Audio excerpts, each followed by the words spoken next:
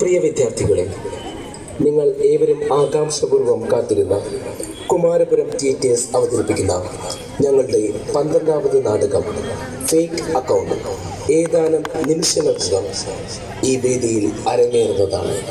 രചന സംവിധാനം ശ്യാം ശിവൻ പത്തനംതിട്ട. രംഗസജ്ജീകരണം ശ്രുതി ഒരുവാതിൽക്കോട്ട.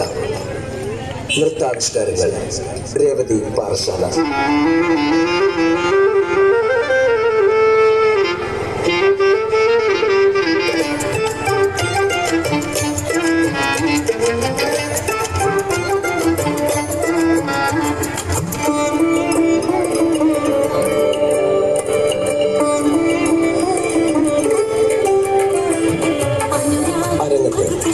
അച്ഛ B K, Anamika S S, Arun A G, Sruthi S Lal, Revathi A R, Chithra R, Aparna J M, Ramya M K, Athira O R, Jeena M P, Shyam Sivan, Appadikkannan P.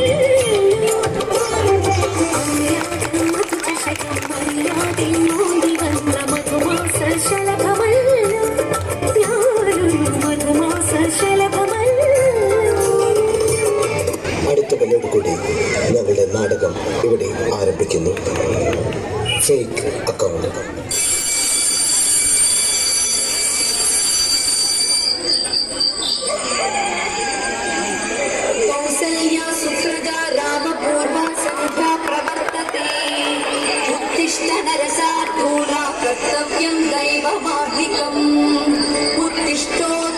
Govinda ഉത്തിഷ്ഠ കരുണധ്വജ ഉത്തിഷ്ഠ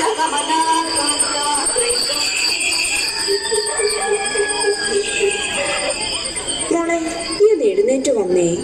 എന്റെ പൊന്നമ്മേ, എഴുന്നേറ്റു. അമ്മേ, എന്റെ ഫോൺ എവിടെയാ? എനിക്കൊന്നും അറിഞ്ഞൂടാ. അമ്മേ, എന്റെ നെറ്റ് ഓഫർ തീർന്നമ്മ. ഒന്ന് റീചാർജ് ചെയ്ത് തരോ എന്റെ പൊന്നാരമ്മയല്ലേ. തന്റെ ഈ തൈവച്ചൊരു ഒറ്റ വീക്ക് അങ്ങ് തന്നാലുണ്ടല്ലോ, ഇവിടെ കുടുംബശ്രീയുടെ ചിട്ടി അടയ്ക്കാൻ പൈസ ഇല്ല. അപ്പോഴാ അവളുടെ ഒരു റീചാർജ്. ഇത്തവണ മാത്രം അമ്മ, പ്ലീസ് പ്ലീസ് പ്ലീസ് പ്ലീസ്. പെണ്ണെ, അത് കൊഞ്ചല്ലേ കേട്ടോ. പോയി അച്ഛനോട് പറ പൈസ തരാൻ. എന്താ അവിടെ?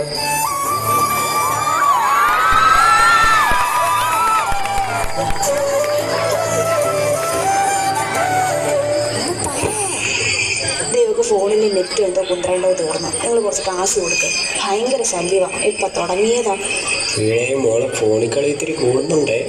നെറ്റൊക്കെ റീചാർജ് ചെയ്ത് തരാം. ഈ ഉത്സവം പരീക്ഷയുടെ റിസൾട്ടിൽ കാണണം. 200 ഉണ്ട്, കൊണ്ട് റീചാർജ് ചെയ്തു. അപ്പൊ ഇത് കുടുംബശ്രീയുടെ ചിട്ടി പൈസയോ? അത് നാളെ അടയ്ക്കാൻ എൻ്റെ കീഴേ. അല്ലെങ്കിൽ മോളെ കൊഞ്ചിച്ച് വഷളാക്കാനാണല്ലോ അച്ഛന് താല്പര്യം. എന്താന്ന് വെച്ചാൽ ആയിക്കോ രണ്ടും കൂടെ. ഞാനൊന്നും പറയുന്നില്ല. ഞാനില്ലേ അച്ഛാ, എന്റെ കയ്യിൽ പൈസ ഒന്നും തരണ്ട അച്ഛാ. അച്ഛൻ്റെ ഫോണിൽ വന്നേ, അതിൽ ഗൂഗിൾ പേ ഉണ്ട്, ഞാൻ റീചാർജ് ചെയ്തോളാം. എങ്ങനെ വേണേലും ചെയ്തോ. ഓരോരോ പരിഷ്കാരങ്ങൾ.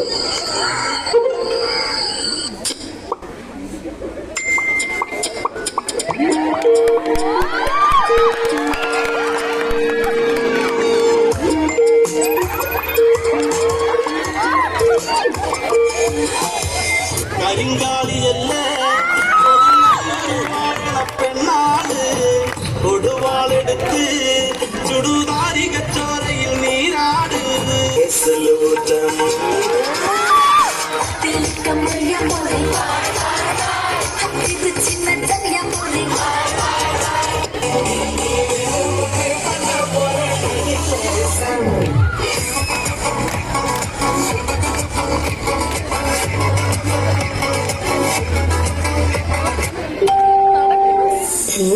ഇതാരായി ഡബിൾ 37? വല്ല ഫേക്ക് അക്കൗണ്ടും ആയിരിക്കും. അച്ഛൻ ഫോളോ ചെയ്യുന്നുണ്ടല്ലോ. അവളെ വിളിച്ച് തിരക്കി നോക്കാം.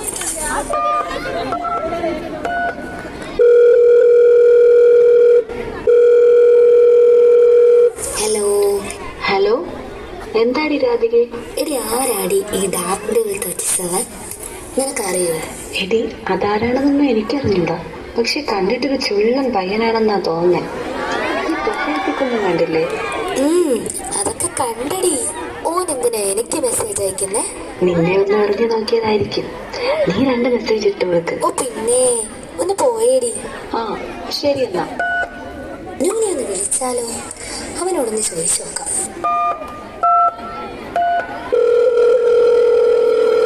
ഹലോ ഡാ മനു. ഹലോ, എന്താടി വിളിച്ചത്?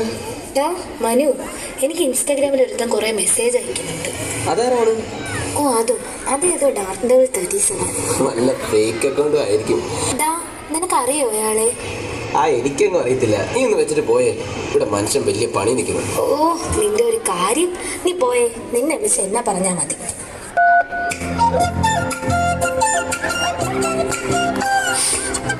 ഫോട്ടോയൊക്കെ കൊള്ളാം. അശ്വത് പറഞ്ഞ പോലെ ഒരു മെസ്സേജ് ഇട്ടാലോ? വേണ്ട, അവസാനം വേലിയാവും. എന്നാലും ഒരു മെസ്സേജ് ഇട്ടേക്കാം. ഇയാളൊരു ഡാർക്ക് ഡെവിൾ 37. ഇല്ലെങ്കിൽ പോട്ടെ.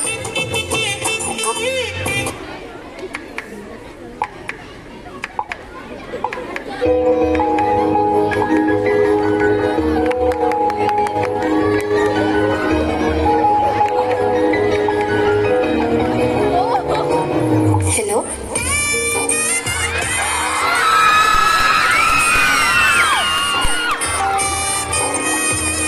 ഹലോ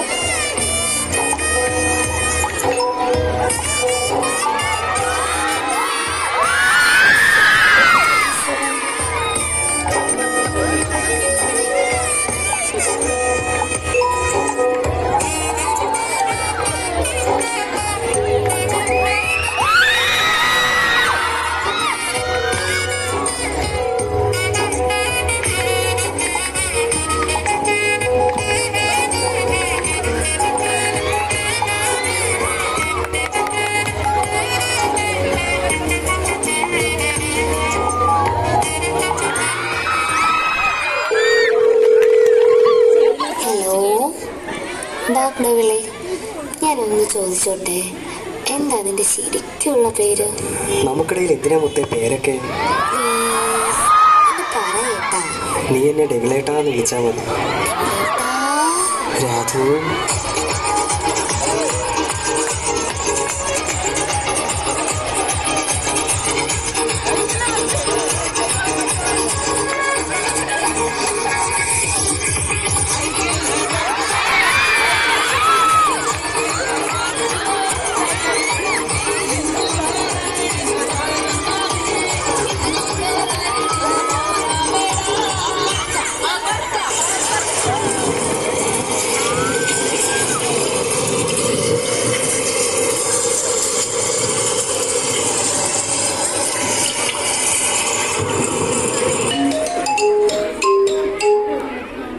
മോളെ, നീ വേഗം ബാഗ് എടുത്തോണ്ട് ഇറങ്ങിക്കേ.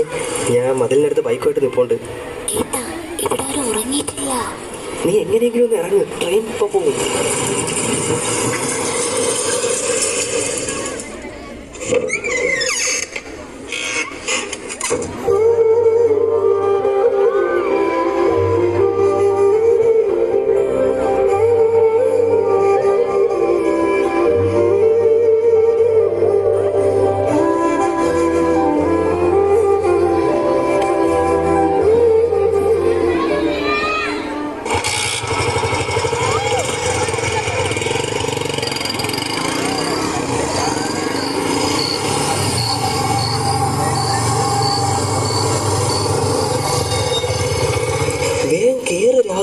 സമയമില്ല.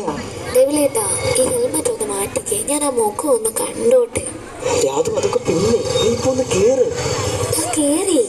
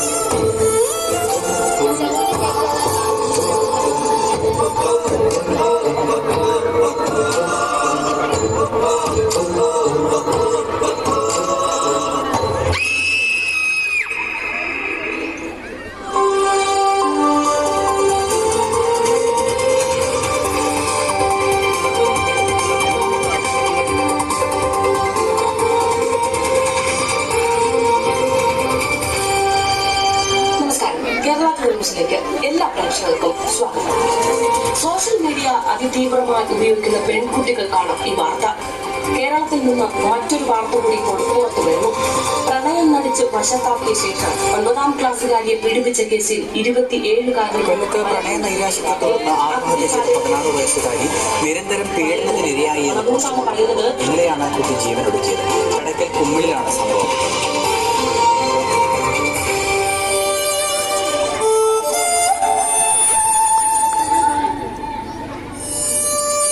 ഇത് വെറും നാടകമല്ല.